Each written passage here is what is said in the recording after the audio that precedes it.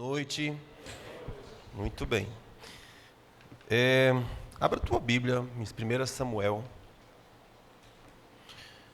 capítulo 1.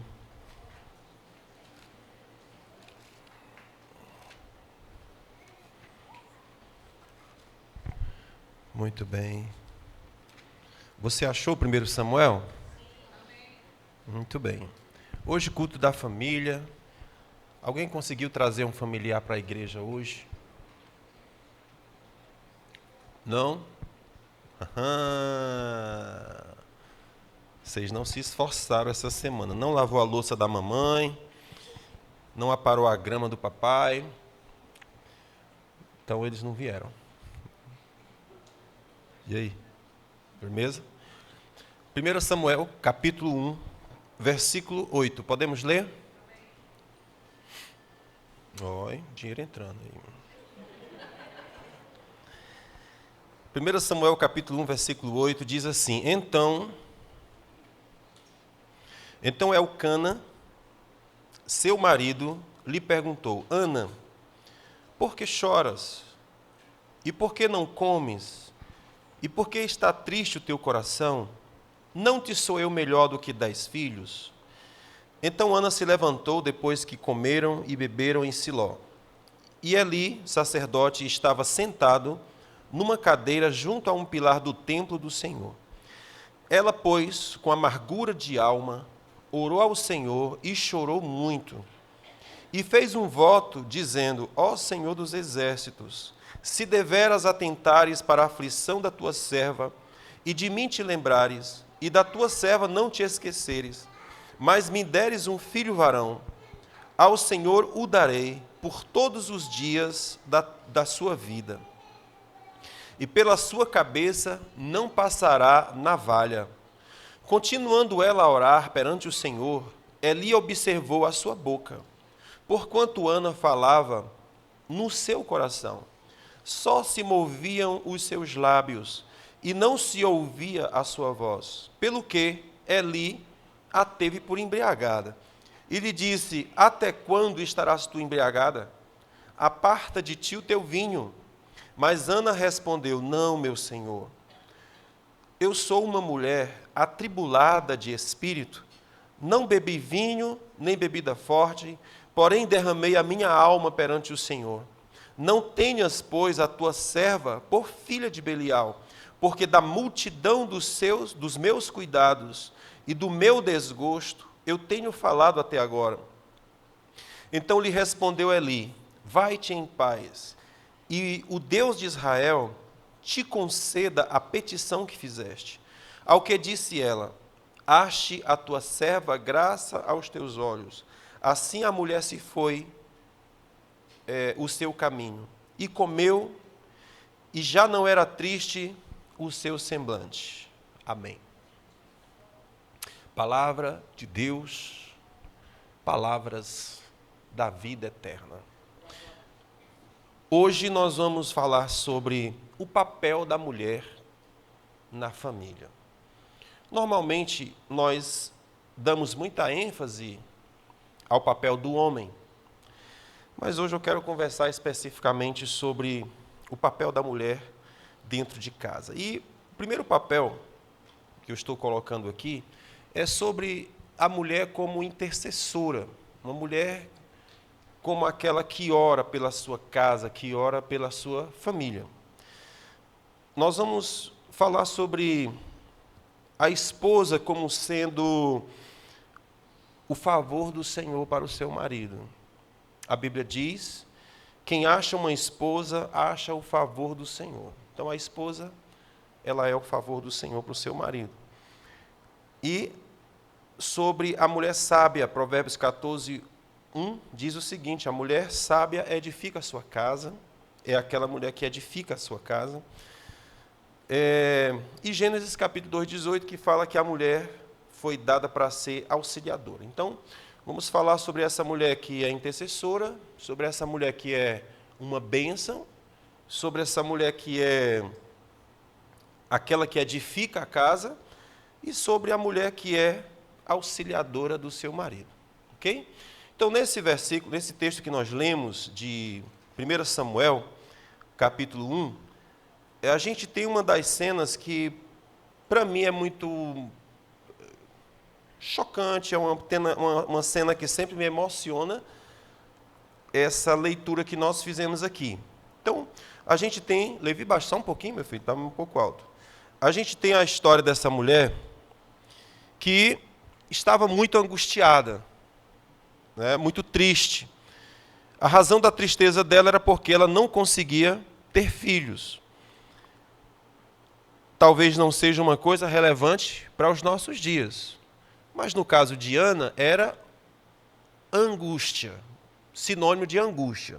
Algumas mulheres, talvez, nos nossos dias, diriam, cara, que bênção, né? Que bênção, esse negócio de não ter filho, bom demais, cara, que bênção, aleluia. Benza a Deus, né? Que eu não posso ter filho. Mas, para o caso de Ana, ser estéril era uma desgraça. Era um motivo de muita tristeza, de muita angústia para ela. E às vezes eu fico pensando que Deus fica meio sem saber o que fazer, né? Porque aquelas que não podem ter, dizem, me dá filhos, hoje ainda. E aquelas que têm possibilidade de ter, dizem, sangue de Jesus tem poder, afasta-te de mim, né? Não quero tal coisa. E Deus diz, mas povo indeciso, não sei como é que eu faço. Bom, o fato é que a Ana estava convivendo com um processo de esterilidade na família. Então, se nós tirarmos aqui a questão do filho, ter ou não ter filho, existe o problema da esterilidade. Às vezes, tem algumas áreas da nossa família que não está sendo frutífera. Ela é estéril. É como se fosse um deserto, não dá cria, não se planta, não se cria. É uma área da família que está precisando de vida, está precisando de socorro, está precisando de suporte, está num processo de morte ali. E é nesse processo de morte que se levanta essa guerreira chamada Ana. E nesse processo de intercessão, ela consegue romper os céus e mudar a história da sua família. Então você perceba que ela estava orando, né, com muita angustiada, a Bíblia descreve ela com muita angústia. Então ela sobe para o templo e começa a orar. E ela orava com tanto fervor, com tanta intensidade, talvez chorando, que o sacerdote olhou para ela e disse, essa mulher, 9 horas do dia, bêbada. E ele ficou meio chateado, né? Eu fico imaginando eu entrar aqui na igreja e ver a irmã Eliane orando. E eu olhar para ela assim, cheia dos pau, né? Toda...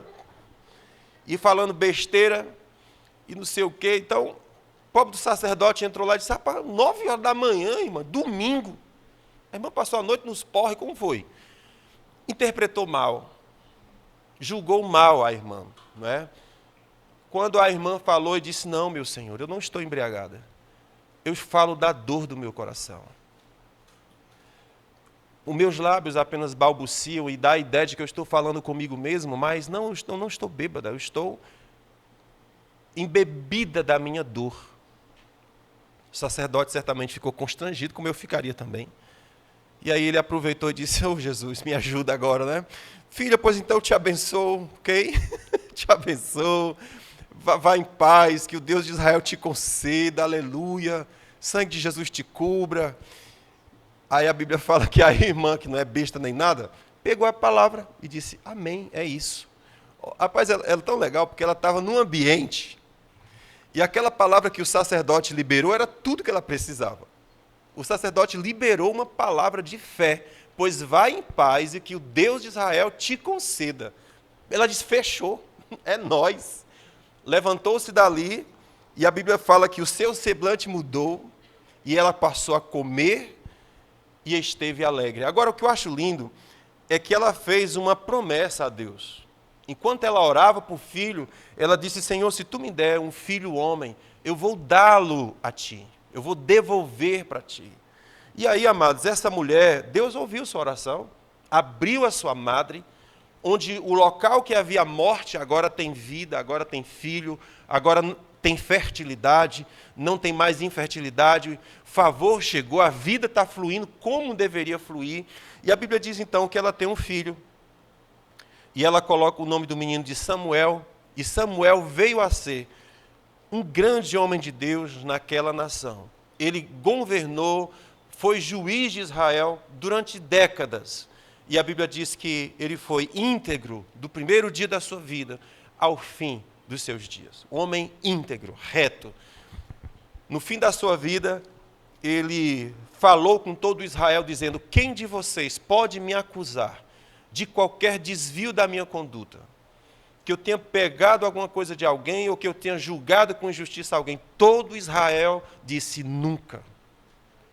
Foi um homem íntegro. Agora, o detalhe, ele foi um homem íntegro num tempo em que não havia palavra de Deus e eram raras as revelações de Deus. Ou seja, era um tempo de profunda escuridão espiritual que aquela nação estava falando. E nesse tempo de escuridão espiritual, nasceu uma criança, fruto daquela mulher que orou com intensidade, que foi julgada bêbada.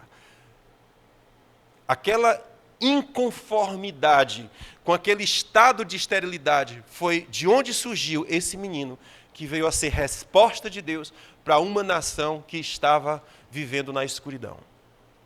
Então, olha que coisa linda, né? Então, essa é a Ana. O detalhe é que a Ana é você. Hoje o seu problema não é ter ou não ter filho, mas há alguns processos na sua família que você diz: meu Deus, eu preciso de transformação nesse negócio. Eu preciso que haja um milagre nesse negócio.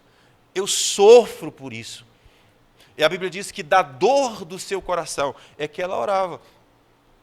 O que eu quero dizer é que você, mulher, não é um personagem ou uma personagem figurante. Não, você não é um figurante. Você é uma atriz principal.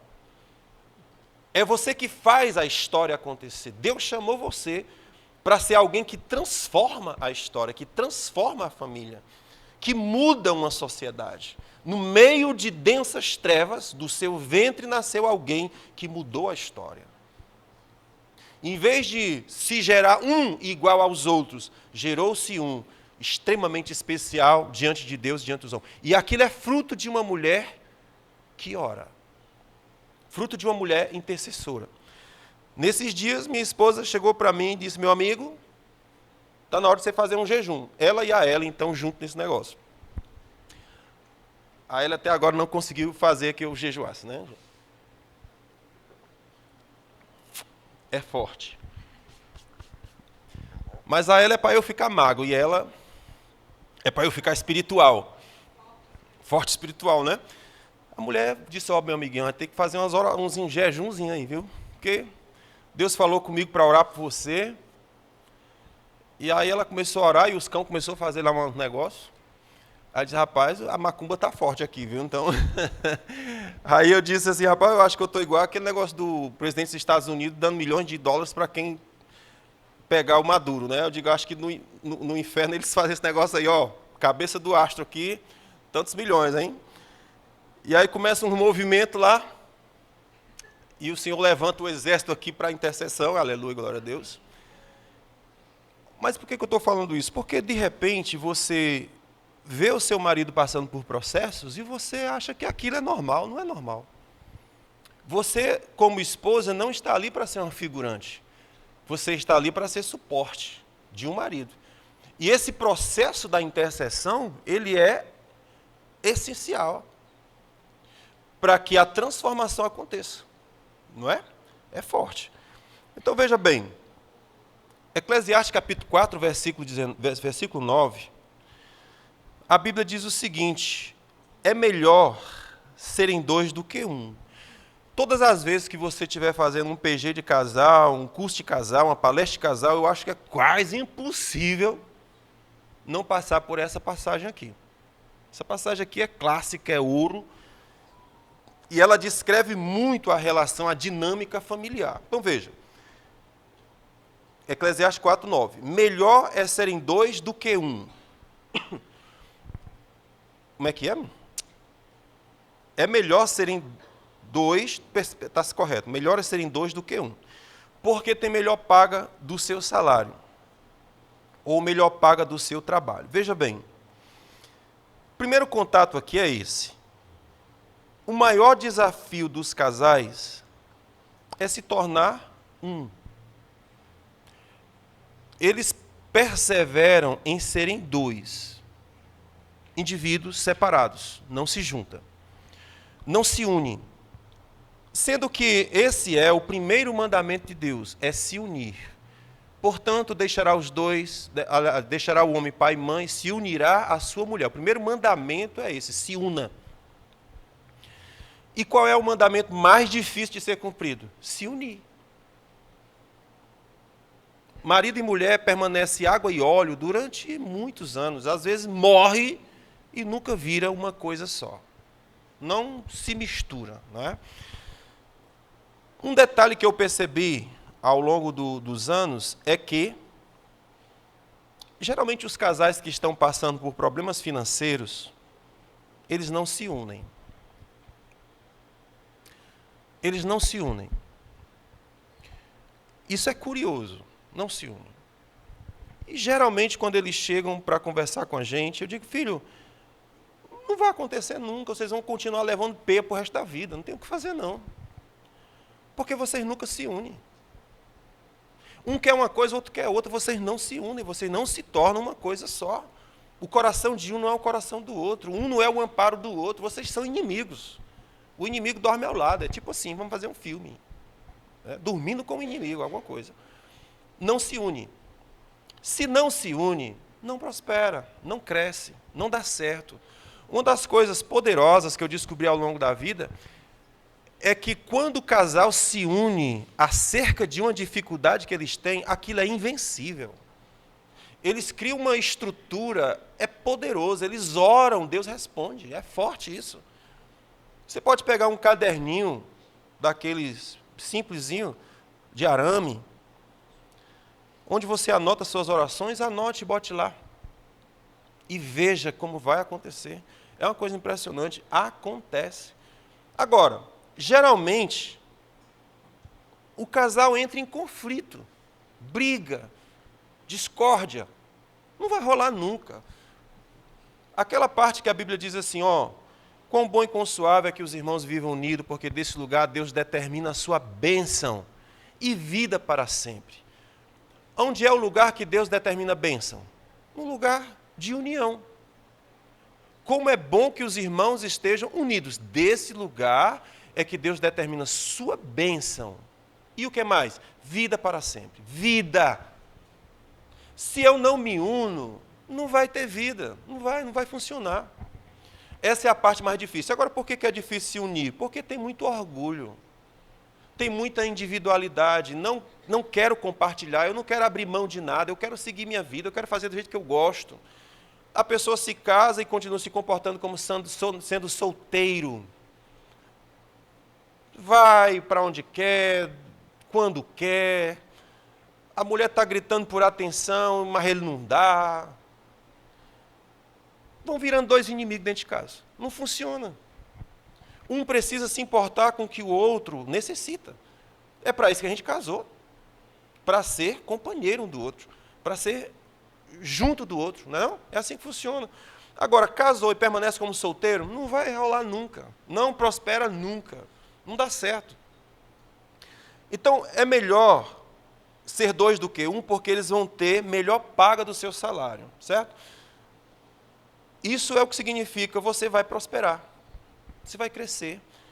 Se vocês começarem a construir uma vida juntos, compartilhando o coração, compartilhando emoções, entendendo e desejando o sonho do outro, vai ter melhor paga do seu salário, vai dar certo, vai prosperar. O que a gente tem visto é que tem pessoas que ganham muito bem, mas mesmo assim o dinheiro parece que não rende. E você tem outras pessoas que ganham bem menos, mas são felizes. A família tem o que precisa. Mas eles ganham tão pouco, ganham, mas como é que eles conseguem? Eles são unidos. O coração de um é o coração do outro, um se importa com o outro. Eles não vivem só juntos, eles estão juntos. Se a gente se unir, o Senhor fala, você vai ter melhor paga do seu salário, vai prosperar, vai dar certo. É assim que funciona. Então, quando o casal se une, esse é a primeira circunstância, vai dar certo. Então, por que é melhor ser dois do que ser um? Ele disse, porque se um cair, o outro vai levantar. Você percebe qual é a importância de eu ser casado? É porque vai ter momento que você vai cair. Ou você acha que você vai estar bonitão e bonitona para sempre? Não vai, não. Vai ter fases bem ruins. Aí, é uma prova do amor. Como é que você se comporta quando o outro está no chão? Como é que você reage? Você chuta cão morto? Cachorro morto? Como é que você faz? Não existe uma coisa pior do que o homem estar no pó e ele ter a reprovação da sua esposa. Quando ela torce o beiço, quando ela balança a cabeça, quando tem uma atitude de reprovação dela, aquilo afunda. E se ele já estiver no fundo, lascou. Porque, tipo assim, eu posso não ter o apoio de um monte de gente, eu só não posso perder da minha esposa. Se eu perder o apoio dela, estou lascado. É o fundo do poço. Então, veja, por que é bom ser dois e não um? Diz, porque se você cair, o seu companheiro levanta. A pergunta é, você é um tipo de companheira que se o seu companheiro cair, você levanta? Ou você vai se unir com um cão? Por que eu estou dizendo isso? Porque vocês se lembram da história do Jó, né? Jó? Acertei, Jó. Cleujane e Edgleuma. Ainda bem que vieram em cultos diferentes. O nome não tem nada a ver, mas eu misturo. Se elas duas estiverem juntas, eu chamo a uma pelo nome da outra. Assim é o Jó e o Ló. Não tem uma vez que eu diga Jó que eu não me lembro do Ló. Mas é Jó. Então vocês se lembram que o Jó era um homem rico, um homem próspero, certo? Era um homem generoso, a Bíblia fala que ele era aquele que doava cestas básicas. Era um cara que atendia os necessitados, ele era um cara que as pessoas consultavam ele para receber dele sabedoria e conselho. Então quem era Jó? Era o cara. Todo mundo queria ser amigo do Jó, porque ele é um cara rico, ele é um cara próspero, ele é um cara justo. Detalhe, quem disse que ele era justo foi Deus. Portanto, o cara devia ser.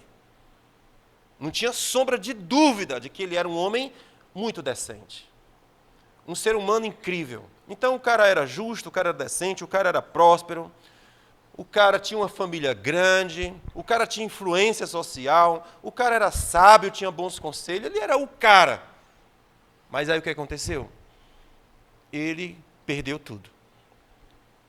Perdeu dinheiro, perdeu saúde, e a única coisa que lhe sobrou foi um caco de telha para se coçar. E ele colocou lá cinza sobre as cabeças e foi chorar e lamentar aquela desgraça da sua vida. Mas o que foi que ficou de pé de tudo que ele tinha? A mulher. E o que a mulher disse? Macho, morre logo direito, mano. Tu já perdeu tudo, tu não vale mais nada. Cara, morre direito. A única coisa que está faltando para tu morrer direito é amaldiçoar logo Deus, mano. O cara te abandonou, tu foi fiel a vida toda, olha o que te aconteceu. Tu é doido, é? Tu ainda vai ficar com esse negócio, Deus, aleluia. Tu é doido, mano. Abandona logo esse teu Deus. Sabe o que aconteceu? Na hora que a mulher do Jó começou a falar, o cão disse assim, mano, achei quem eu procurava. A partir daquele dia, você nunca mais vai ver o cão no livro de Jó falando, porque não precisava. Ele achou uma parceira. É sério, você pode olhar o livro do Jó, o cão não fala mais não. Por quê? O cão está morando dentro de casa.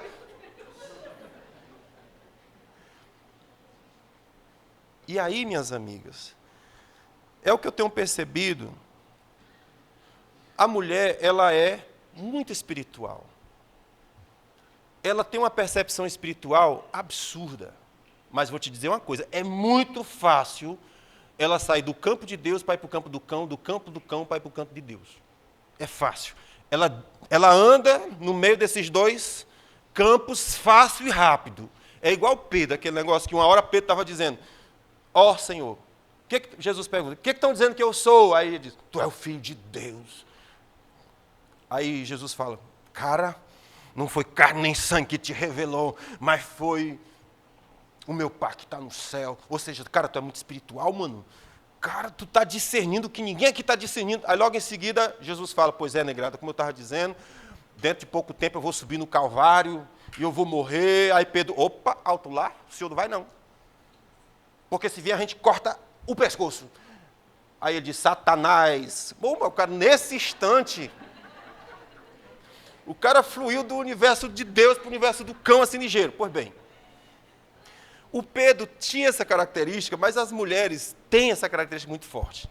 Ela fácil, ela pode fluir de um universo para outro, porque ela é muito sensível espiritualmente. Muito sensível.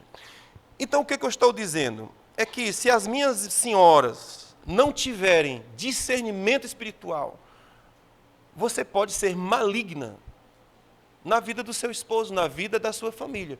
Esse é um negócio que você tem que prestar muita atenção.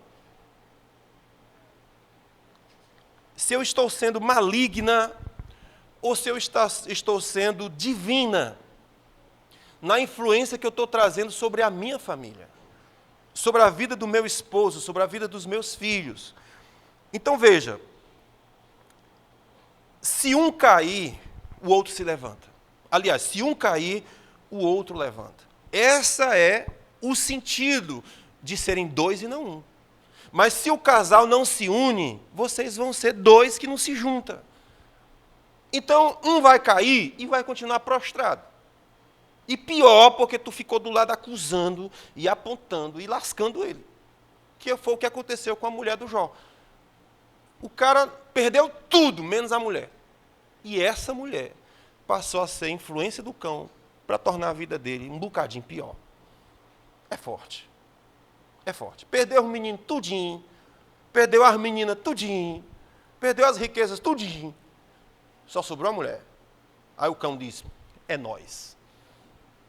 Fechou, está tudo bom. E foi lá conversar com a patroazinha.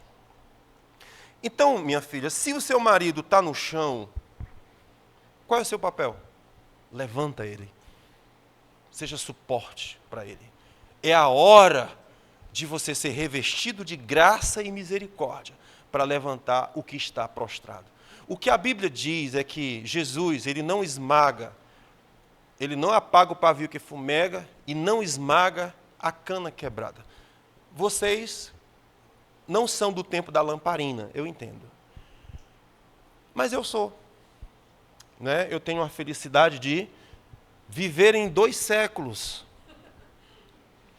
Eu acho isso ótimo. Quando eu estudava a história, que eu via fulano nasceu em 1700, 1800 e alguma coisa, e morreu em 1906, conta de pronto. Sou eu. Eu vivo em 2 séculos. Então, nasci em 74. Vivi todo o tempo da lamparina. Negócio que não tinha energia. Eu tinha sonambulismo quando eu era criança. Acordei muitas vezes. Comi os fósforos da mamãe tudinho. Mamãe, hã? Não sei, minha filha, só sei que eu comia. Dormindo. Mamãe botava a lamparina com a caixinha de fósforo, quando amanhecia, não tinha mais, tudo comido, a cabecinha. Quem comeu? Eu, dormindo. E algumas vezes eu amanhecia de trás dos ferros de papai. Papai era carpinteiro. Quando eu acordava, onde é que eu estou? Eu estava dormindo na minha redinha, mamãe botou para dormir na redinha, e agora eu estou de trás. O que é isso aqui? Tudo breu, tudo escuro. Era uma felicidade. Então, eu vivi esse tempo, o tempo da lamparina. Então, quando você tinha lamparina, que você soprava, ela ainda ficava consumindo gasolina e fazendo fumaça. Aí o que a gente fazia? Né? Pronto. O pavio que fumega é aquilo ali. O ser humano, muitas vezes, é uma lamparina que está acesa, né? Está queimando, é uma luz forte, está prosperando, crescendo, cheio de vida. Mas, às vezes, a vida dá um sopro e o fogo apaga. E aí tem filho do cão que chega lá perto, está doendo, dá. Aí você chega com um tiro de misericórdia para abater quem já está abatido, para destruir quem já está destruído. A Bíblia fala que Deus não apaga o pavio que está fumegando. E Ele não esmaga a cana torcida. A cana torcida, o irmão Luciano Subirá explicou para a gente, é o que acontece com o trigo. O trigo, se você passar em cima do trigo com carro, com qualquer coisa, ele cai, mas depois que o carro passar, 3 dias depois, ele ficou de pé de novo. Passou em cima, machucou, feriu. Vai embora, vá. Amanhã eu me levanto de novo. Agora, se você estiver lá embaixo e algum indivíduo chegar e fizer assim no tronco, que já está ferido, ele nunca mais se levanta. O que Jesus está dizendo é que, se você é filho de Deus, você nunca é daqueles que apaga o pavio que está fumegando, e você nunca é daqueles que esmaga a caninha que já está torcida. Se você é filho de Deus, você não faz isso, mas o filho do cão faz. E algumas vezes, meus queridos, nós nos tornamos esse filho do cão, em que nós encontramos a pessoa no seu estado péssimo, e a gente chega lá e faz só assim. Então ele diz, se o seu companheiro estiver caído, destruído, você é o que levanta. Você é o suporte dele. Então, se tem uma coisa que você, esposa, não pode fazer, é abandonar aquele que está caído. É seu papel ficar lá até que ele se levante. É para isso que você foi chamado, percebe? Aí, depois ele diz, é bom serem 2, porque se eles dormirem juntos, um vai esquentar o outro. Olha por que precisa ser 2. Porque você tem um papel de esquentar o outro. A gente tem encontrado alguns casais que não se esquentam mais. Não dormem junto, não faz coisinha. Estão separados. Moram junto, mas estão separados. O Senhor disse, não é assim. O propósito não foi esse. Então precisa haver toque físico, corpo com corpo. É por isso que o Senhor disse que tem que ser 2. Então, não pode se romper esse relacionamento junto, unido, no corpo. Depois que houver essa união no corpo, vai haver união na alma também. Precisa haver. Então perceba, por que tem que ser 2? Porque se um cair, o outro levanta. Porque se um tiver frio, o outro esquenta. Aí vem o terceiro detalhe, ele diz assim, se alguém prevalecer contra um, os 2 lhe resistirão. O que é que significa dizer? Que vai existir situações na vida que vocês vão enfrentar inimigos muito difíceis, circunstâncias muito difíceis. Ele diz, por que é bom ser 2? Porque agora vocês vão enfrentar junto. Nós vamos passar junto, nós vamos vencer junto, nós vamos romper junto. Quanto mais a gente passa por essas coisas, tanto mais unido nós vamos ficando. Agora perceba, se a gente não se unir no enfrentamento das nossas dificuldades, não faz sentido o nosso casamento. Nós estamos fora do nosso propósito. Você entende isso? Então, eu estou falando hoje sobre o papel da mulher porque isso é o poder que ela tem. Eu estou imaginando que você é essa figura que eu estou falando e o seu marido é aquele que precisa de uma companheira quando ele estiver no pó. O seu marido é aquele que precisa ser esquentado quando for dormir. O seu marido é aquele que, quando estiver enfrentando desafios tão difíceis, você está junto com ele. Então, assim, você não imagina qual é o poder que você, mulher, tem nessas horas. O poder de transformar uma situação. eu me lembro uma situação muito específica. Uma das inseguranças muito grandes que eu tinha para ser pai era o medo de não suprir financeiramente meus filhos e minha esposa, certo? Curiosamente, eu casei desempregado. Então, vocês imaginem como a situação é, né? Seu maior medo, eu vou contar uma coisa para vocês. Se você pedir paciência, Deus vai te dar tribulação. Se você pedir sabedoria a Deus, o que Ele vai dar? Problema. Viu? Mentira, gente, isso é mentira. Mentira, Deus não é assim, não. Aí tu está pedindo paciência? Vou te quebrar, hein? Pô, isso é o cão, irmão. Deus, não parece que é o caráter de Deus, não. Estou brincando com você. Mas, enfim, meu temor era o quê? Não ter condição de sustentar minha família. Pois é, casei, sem emprego. Não sei como foi que meu sogro me deu ela para casar. Até hoje isso é um mistério. E aí, não bastasse nós casar, fizemos um menino. E eu disse, e agora, Jesus? Bom, eu nunca fiquei parado, certo? Minha primeira aliança eu quebrei cavando cacimba. Então, era o que aparecia. Aliança novinha, mas não aguentou a chibanca. Então, primeiro cacimba que nós fomos cavar, a aliança quebrou. Glória a Deus. Não ficava parado. Então, o serviço que aparecesse, eu estava dentro. Trabalhei de galego. Vocês imaginaram. A toalha, 3x10. Pois é, eu fiz. Andei Jereissati, andei Timbó, andei Jereissati 3, Bom Jardim. Uma vez meu parceiro me abandonou lá no Bom Jardim, vim a pé. Depois do dia de trabalho. Ele terminou, pegou o ônibus e veio embora. E eu fiquei. Eu digo, e agora? Quando eu fui deixar as coisas na casa, onde a gente deixava, cadê o fulano? Já foi. Eu digo, sem um centavo no bolso. Como é que chega em casa? De pé. Vim de pé, do Bom Jardim para cá. Vim chegar às 8 horas da noite em casa. Pois bem, não fiquei parado, me virei como pude. Mas, quando o menino nasceu, esse é um testemunho, é um milagre. Ele nasceu dia 5 de abril. Dia 5 de abril eu estava recebendo a minha primeira quinzena. O menino nasceu, tem leite, tem pão. Não é? Mas por que eu estou contando isso mesmo, Jesus? Cadê? Posso perder meu raciocínio, não. Ah, sim, perfeito. Então, meu medo era o quê? Não ter sustento, correto? Deus foi bom. No dia que o menino nasceu, estava trabalhando, carteira assinada, recebi minha primeira quinzena. Só que quando foi um ano depois, o gerente chegou, disse, você está demitido.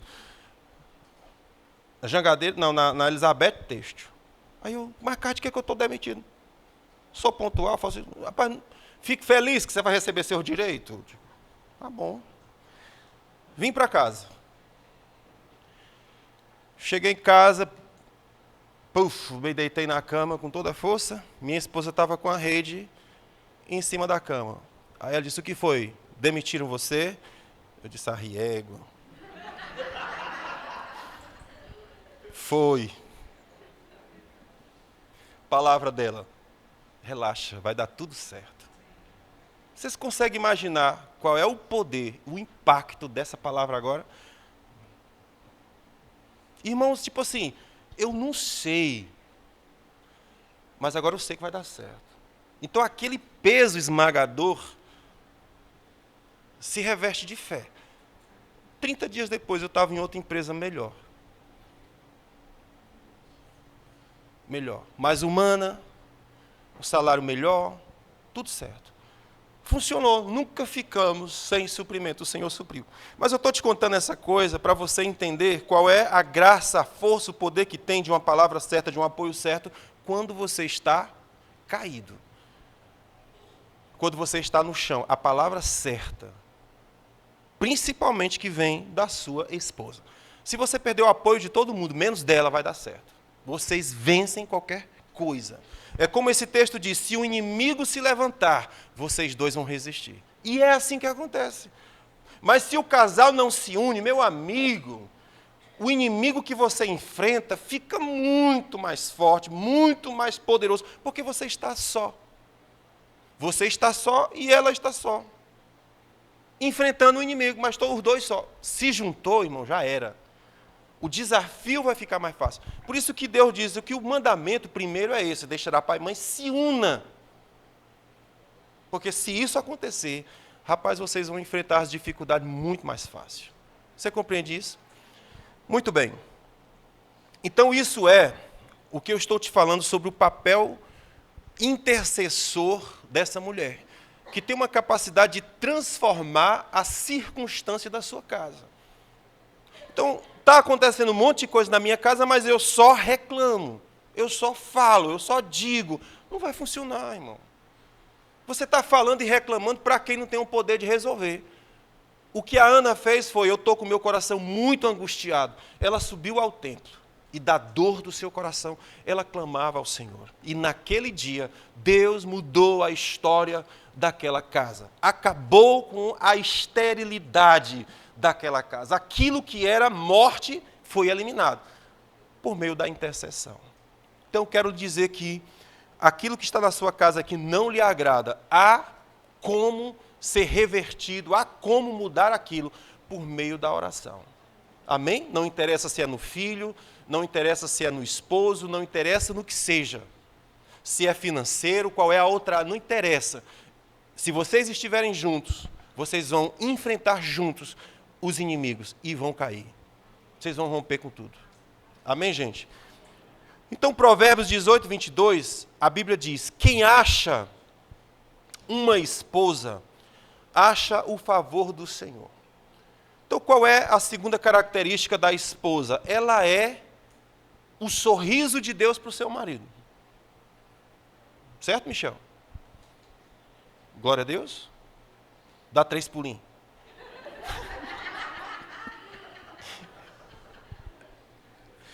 Quem lê, entenda.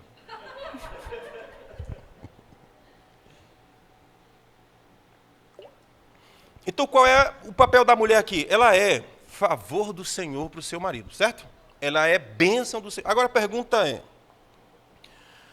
quando o seu marido olha para você, o que é que ele diz no coração? Ele olha para você e diz assim: cara, como Deus me ama. Ele olha para você e é isso, essa nota que ele tem no coração. Pô, cara, tô felizão, hein? Cara, como é lindo olhar como Deus me ama.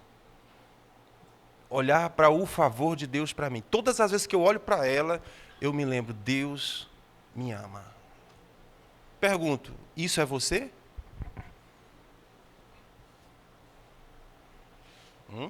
Que pregação ruim, né, gente? Poxa vida. O tecladista já foi? Não, mas vem a poderosa ali, gente, ó. É só para aliviar. Então, eu estou perguntando para você, cara. Qual é a sensação que o seu marido sente quando olha para você? Deus me ama? Ou ele olha para Deus assim: cara, mas se eu não podia me castigar de outro jeito, não. Porque, rapaz, é duro, hein? Isso aqui é duro. Essa bala não tem alça, não, gente. É difícil.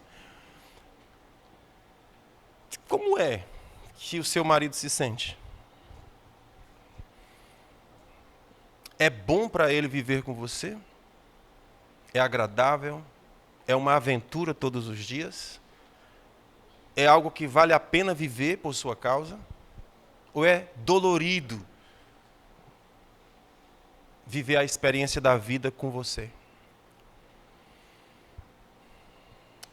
São coisas para refletir, porque o que a Bíblia diz é que o que achou uma esposa, achou o favor do Senhor. Favor é graça, é amor estendido. Então, de repente, pode ser que na minha experiência eu nunca soube o que é amor, certo? Meu pai não me amou, minha mãe não me amou, ninguém me amou, fui rejeitado a vida toda. Mas, cara, quando eu chego em casa, vejo minha mulher, meu amigo. Você sabe aquele quando o cachorrinho te recebe? Você já viu? Por favor, desculpe a figura que é ruim, mas é muito gostoso, né? Quem tem cachorro, eu já tive uma vez. É muito bom, irmãozinho, que você chega em casa Você está lá na esquina, o cachorro já começa a abanar o rabo. Não? Fica doido. Sei o quê, empolgado. Aí quando você abre a porta, ele pula em cima de você, não? Lhe lambe, você sai. E ele dá um beijo na sua boca. É um negócio medonho. Né? Você não sabe onde é que ele andou com aquela língua, mas ele não tem problema. Se você vacilar, ele dá um beijão na sua boca. O cachorro fala ou não faz assim com a gente? Faz. Principalmente quando você se abaixa. Vem, totó, né? Vem cá, totózinho. Aí você se abaixa, o cachorro é nóis, é a minha deixa. Plaft. Na sua boca. Pronto, feliz da vida. Pronto, pergunta é, quando você chega em casa, e quando ele chega em casa, é assim que funciona? Chegou, foi?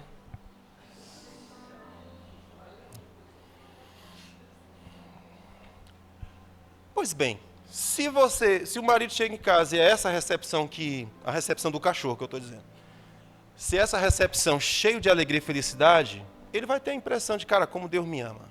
Como é bom voltar para casa. Como é bom chegar e ter... Agora tem um detalhe, do jeito que você faz, os meninos aprendem. Do jeito que você celebra, os meninos aprendem a celebrar. Mas do jeito que você reclama, o menino também entende, meu pai é uma desgraça. E chega, vai ser uma porcaria isso aqui. Então veja, a Bíblia fala que o que achou uma esposa, achou o favor do Senhor. Então, a ideia seria essa. Ele vai olhar para você e vai ser amado, vai ser acolhido, vai ser esquentado, vai ser abraçado. E ele vai ter esse testemunho no coração. De fato, Deus me ama. Ele me deu uma família, não é? A outra característica, Provérbios 14:1, é aquilo que eu falei para vocês. A mulher sábia, ela edifica a sua casa. Mas o complemento desse versículo é: a tola com as próprias mãos destrói. Novamente a pergunta: qual dessas duas você é? A sábia ou você é a tola? A tola, ela age por suas emoções. Ela não raciocina, ela não reflete, ela não é inteligente nas decisões que toma. E aí eu vou dizer para você, a característica linda da mulher é exatamente o fato dela ser muito inteligente, ela ser perspicaz. Ela tem percepções que passa batido para muitas pessoas, mas ela percebe, ela sabe, ela sente. Ela é intuitiva. Essa é a força dela, ela é característica, isso funciona. Então veja, mas ela pode facilmente destruir a sua casa se ela não for sábia. E eu tenho visto muito isso acontecer. A gente vai para aconselhamentos e às vezes a gente conversa com a patroa, diz: minha senhora, a senhora precisa fazer assim, assim, assim e tal. Aí ela diz: não é eu não, é ele. Nunca é ela. Difícil, mas é difícil. Você está no aconselhamento e a mulher dizer: concordo plenamente com o que o senhor está dizendo. É isso mesmo. E eu vou mudar a partir de hoje. Isso não estava claro na minha cabeça, hoje está. Vou mudar meu comportamento. Menino, é mais fácil o céu vir para a terra e a terra para o céu do que isso acontecer. Geralmente ela diz: é ele. Nunca ela precisa mudar. Deixa eu dizer, todo casamento que acaba, só acaba porque os dois fizeram acabar. Todo casamento que deu certo, só deu certo porque os dois fizeram dar certo. Nenhum casamento se constrói sozinho, sempre são os dois. Se não está bom, você tem uma participação nisso. Seja 20%, seja 30%, seja como você tem uma participação. Então veja, a mulher tola destrói com as próprias mãos a sua casa. Mas a sábia, ela constrói, ela edifica, é um tijolinho após tijolinho. O que eu acho lindo desse negócio da construção, a mulher sábia edifica, constrói, é porque a construção tem esses dois aspectos. Primeiro, dos pilares, que demora a se fazer. Se você vai fazer uma casa, a parte mais trabalhosa é a parte do alicerce. Leva dias. a medição tem que ser exata, a profundidade tem que ser exata, o ferro que você vai colocar, o concreto, o alicerce é a parte mais difícil. Depois que começa a construir os tijolos, fica mais fácil. É rápido você, nossa, já construiu? É rápido. Mas qual é a parte difícil? Do alicerce. Essa é a parte da construção mais difícil. Mas o que ele está dizendo é que a mulher sábia, ela vai edificar a sua casa, ela vai construir, ela vai fazer os alicerces, e vai chegar um tempo que vai ser a parte dos tijolos, é mais fácil. Apesar de ser um tijolo após tijolo, mas rápido se vê o resultado daquilo. Por quê? A base já foi construída bem feito. Vocês estão comigo? Então, quando você vai casar com uma pessoa, você precisa muito se preocupar com esse negócio da construção da base. Qual é a nossa base? O que é importante para nós? O que é inegociável para nós? Nós dois. Do que é que eu não abro mão? Do que é que você não abre mão? Nós não podemos negociar isso e aquilo. Fechou? Fechou. Pronto, isso é o alicerce. Quais são os nossos valores? Quais são os nossos princípios? No que é que nós cremos? O que é que nós estamos construindo? Nós vamos para onde? Qual é o nosso sonho? Vamos fazer o que juntos? Isso é alicerce. Depois que estabeleceu isso, irmãozinho, agora vamos voar, irmão. Vamos voar. Essa é a tua parte, essa é a minha parte, nós vamos botar para voar a banda. Nós vamos chegar lá. Irmãos, é impressionante. Quando o casal visualiza seu futuro, irmão, fechou, cara. Agora, qual é o grande problema? Geralmente nós fazemos sexo. E depois a gente vai ver o resto. Trocou tudo, irmão. Trocou tudo. Eu estava dizendo para os irmãos que a decisão mais importante na vida de uma pessoa é a pessoa com quem você vai viver. Aí alguém diz, não, pastor, é aceitar Jesus. Irmão, não estamos falando daquilo que vem antes, não.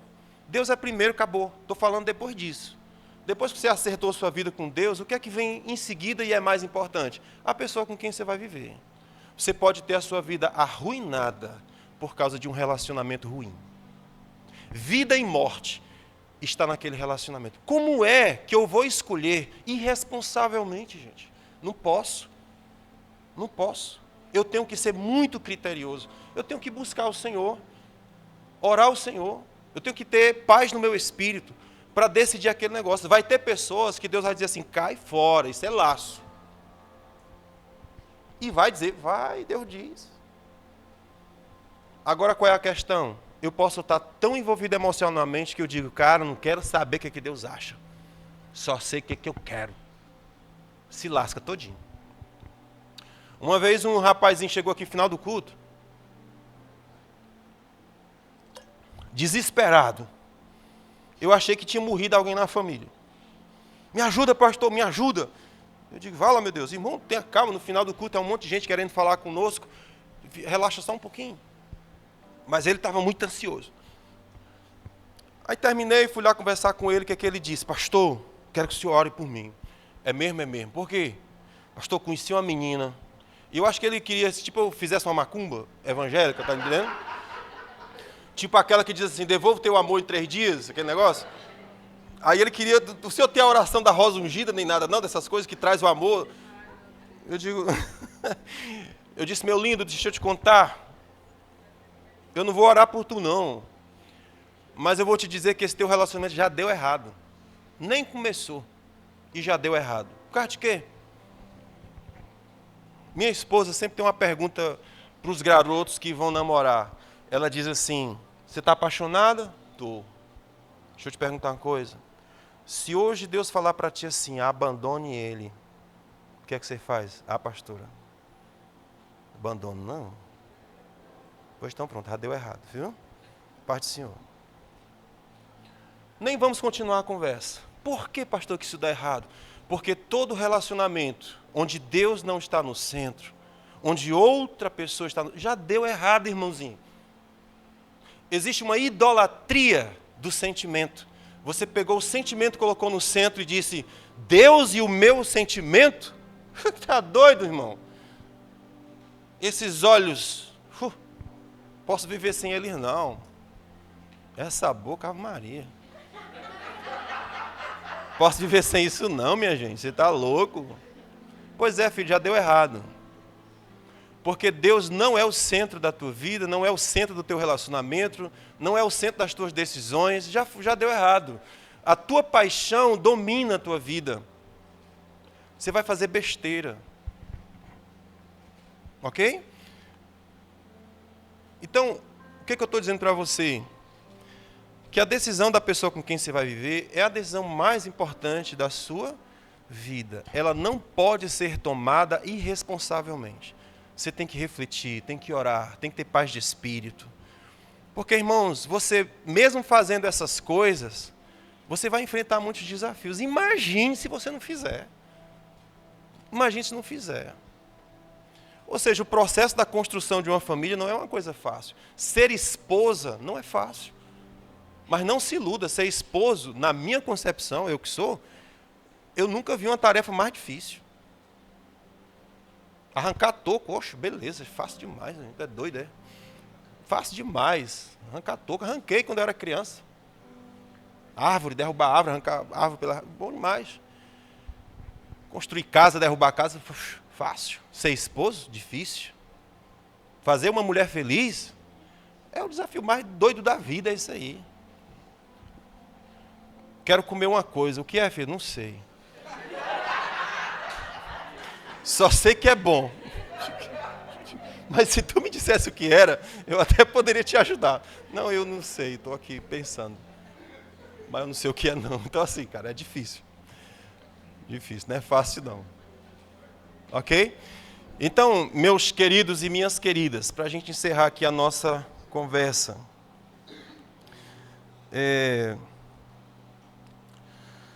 Vocês compreendem a importância dessa mulher que ora? Então, ela é favor de Deus, ela edifica, ela é auxílio e ela é intercessão. Isso forma o alicerce de uma casa. Não estou dizendo que é fácil ser esposa não, certo? É difícil. Existe um lugar que é seu. Se você não ocupa esse lugar, um monte de coisa vai dar errado. Um monte de coisa. Então a gente está falando para que as nossas esposas, elas sejam instrumentos de Deus, dentro dos seus lares, dentro da sua casa. E a gente está falando para os maridos, para que eles reconheçam suas esposas e honrem essas esposas. Amém? Honre suas esposas. E eu quero orar por vocês, eu espero francamente, sinceramente, que vocês peguem esse coração de Ana e vocês transformem a vida de da casa de vocês, amém? Não há desafio difícil que o Senhor não possa mudar aquela história. Ele pode mudar a história. Deus é especialista em mudar histórias difíceis.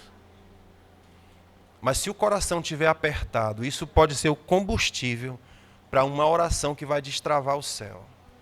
Chega épocas, irmãos, que a oração não tem mais palavras. Ela só balbucia. Que era o caso de Ana. E a Bíblia fala sobre Israel, uma época que Israel estava orando, e a Bíblia fala que Deus estava ouvindo o coração deles. Não era nem o que eles falavam. Era aquela oração que é contínua no coração. Ela não interrompe, ela é contínua. Há um clamor no coração por causa de algo que precisa de uma solução e de uma resposta. Amém? Então, eu espero que você olhe para a sua casa, para a sua família e entenda, mulher. Você não pode se tornar aliada do diabo. Você é suporte e socorro de Deus para aquela família. Deixa eu só dizer aqui uma coisa para vocês, para você entender o meu ponto. Na época que eu era jovem, detesto essa expressão, mas é fazer o quê, né? A Ellen disse essa palavra esses dias, já está ficando velha também, aleluia. Ainda bem que não é só eu.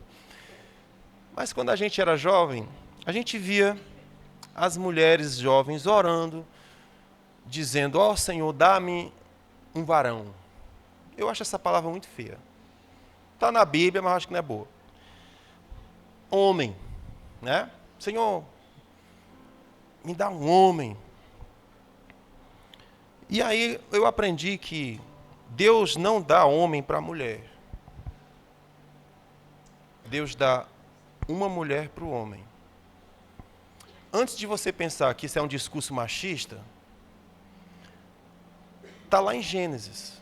Gênesis é o Gênesis, que significa princípio e começo de tudo. Se você quiser entender o princípio de algo, vai para Gênesis. E lá em Gênesis está escrito que Deus fez Adão cair no pesado sono e fez uma mulher para ele. A mulher feita para o homem, não é o homem para a mulher. Aí você diz, quer dizer então que eu não sou nada? É o contrário, criatura de Deus. É o contrário. Deus olhou para aquele homem e disse, cara, tu tem uma tarefa incrível para ser realizada. E eu vou te dar alguém que vai tornar possível você fazer essa tarefa incrível. Aí quando ele acorda, está lá a bendita Eva. Uau! É assim que está escrito. Ele olhou para ela, uau! Aí ele disse, Deus me ama, cara, Deus me ama. Pô, Deus me ama, o cara ficou muito feliz. Mas aí o que eu quero te dizer, qual é a função da Eva? Fazer com que Adão se torne tudo o que Deus pensou para que ele se tornasse. Por isso que Deus dá uma mulher para o homem, não é um homem para uma mulher. Você vai se associar ao chamado de alguém. Se esse alguém naufragar, você não fez o seu trabalho. A riego, né? Pois é, eu disse que a pregação não era boa, mas é só para você entender a grandeza que é o seu papel. Se esse cara não der certo, você fracassou no seu papel. Você é Deus para ele. A voz de Deus para ele. A repreensão de Deus para ele. O alinhamento de Deus para ele. Por isso que a tua influência sobre ele é tão poderosa. A Bíblia fala, um rei venceu um exército. E uma mulher venceu um rei. Que raio é o poder que essa criatura tem, gente? O cara venceu um exército e ela vai lá com a doçura dela e derruba o caba. Agora o que a gente aprende com isso? Tu quer achar o coração do teu marido? Não confronta não, lindona. Porque ele é o da espada, ele é o da guerra, ele é do pau. O acesso que você tem é com doçura. Assim, confrontou, perdeu. E a maioria das mulheres faz isso. Peita de frente, lascou, irmãzinha. Perdeu o acesso. Ele vence um exército, ele é brabo, ele é bruto. E você vence ele como? Usando seus truques. Ele não resiste à doçura. Fica besta. Tá, e hoje a gente estava no chá, né, revelação do menino, da criança do Davi e da Kelly. E aí é uma menina. E ele está sofrendo. Por antecipação. Meu Deus, me dá suporte. Por causa de quê? Porque uma menina fez biquinho, já dá tudo. Aí a mãe fica olhando. Pois é, a criança descobriu o acesso. E tu, besta, continua confrontando para ver se tu consegue. Não consegue. Porque é a doçura feminina que destrói tudo. E faz o cara o coração dele ser acessado. Um exemplo, aquela mulher que diz que chega em casa, isso lá no sul do país, que o pessoal tem lareira, né? Aí eles chegam de noite em casa, do trabalho, e a mulher está zangada, fazendo um jantar, arrumando as coisas, e o marido chega, senta no sofá, né? Enquanto ela vai fazer as coisas, ela fica como? Muito chateada. Criatura de Deus, faz alguma coisa útil na tua vida. Não está vendo que precisa acender a lareira? Nós estamos com frio e as crianças também. Quando é que o marido vai acender a lareira? Nunca. Aí ela diz, vamos mudar a estratégia? Aí ela se senta do lado dele e diz assim, meu amor, quando você acende a lareira, eu me sinto tão feliz, assim, sentar pertinho de você. A gente jantar aquecido. Qual é a chance dele fazer o fogo? Mas é pra já, pra já. Ela pediu a mesma coisa, mas a forma foi diferente. Então, se você não usa seus recursos, que é sua característica, você perde a guerra. Perde o acesso. Confronto não resolve. Amém? Então, a ministração nessa noite é sobre você descobrir esse lugar de sabedoria, que você vai edificar a sua casa, tornar o seu esposo um He-Man, pelos poderes de Grayskull. Quando você vê aquele cara, pode ter certeza que She-Ra está por perto, né? Então, aquele cara que era bem fraquinho, né? Que era qual é o nome não, filho, o He-Man quando não está transformado. É o Adam. Então, de repente, seu marido é o Adam. Não tem medo de tudo. Mas, de repente, quando você chega a She-Ra, que ele se transforma no He-Man pelos poderes de Grayskull, as coisas impossíveis começam a acontecer. Então, como é que você vai ativar esse homem? Precisa descobrir como é que ativa. Qual é o botãozinho que aperta? Porque tem um He-Man morando ali. Amém? E ele tem uma espada, aleluia. Glória a Deus. Gente de Deus, eu estou falando de guerra. Glória a Deus. Tá bom. Deus abençoe vocês.